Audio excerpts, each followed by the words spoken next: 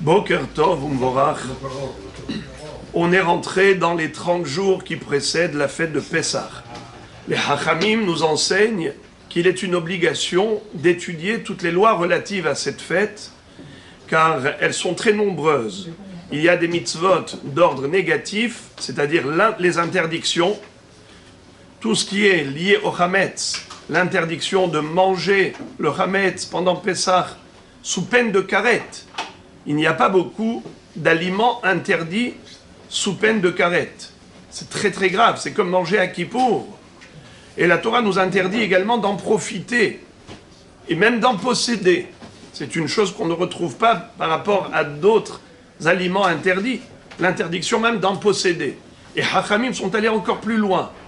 Ils nous ont imposé l'obligation d'aller le rechercher, la Bédikat Hametz, pour le Bi'ur Hametz. D'ailleurs, c'est la bracha. La bracha, c'est pas Baruch Ata Hashem Elokeinu melech haolam asher kideshanu v'mitzvotav etzivanu livdok et hametz al Bédikat Hametz. Non, al Bi'ur Hametz. Car on doit rechercher le Hametz afin de l'éliminer, de le brûler. Alors, tout cela, c'est dire la gravité du Hametz. On n'a pas le droit d'en manger, d'en profiter, d'en posséder, même de le rechercher, et également, le goût du Hametz est interdit. Si on a des kélim de l'année qui ont absorbé le goût du Hametz, on ne pourra pas les utiliser pendant Pessah sans cachérisation, et on aura, Be'ezrat Hashem, l'occasion d'étudier en détail les lois de la cachérisation. Mais en plus de cela, c'est qu'il y a une halacha de Hametz afilu be'elef lo batel. Hametz b'mashehu. Qu'est-ce que ça veut dire?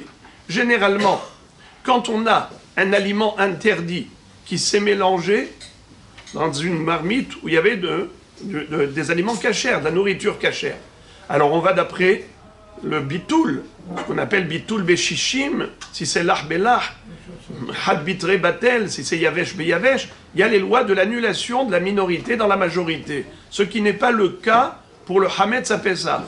À Pessah, même si on a une miette de Hametz qui est tombée dans une marmite où il y avait 100 kilos de boulettes à l'hôtel, eh bien tout est à jeter à la poubelle, vous imaginez?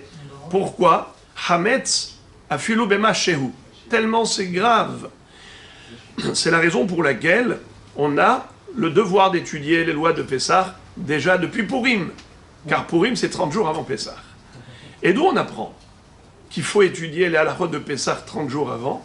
On l'apprend de Moshe Rabbeinu. Car Moshe Rabbeinu, il a enseigné les lois de Pessah Sheni pendant Pessah Rishon. Le 14 Nissan, il enseigne les lois du 14 Iyar, le Pessah de rattrapage. Pour ceux qui, à l'époque du Beth Amikdash, ne pouvaient pas y aller au Beth Amikdash, où ils étaient impurs, eh bien, ces gens qui étaient retenus avaient la possibilité de se rattraper au Pessah Sheni. Donc de là, on apprend qu'un mois avant, on étudie les lois de Pessah. Alors, Be'ezrat Hashem Yitbarach, on a du pain sur la planche, c'est le cas de le dire, et on pourra étudier et élucider en détail. Be'ezrat Hashem, ça c'est la partie positive.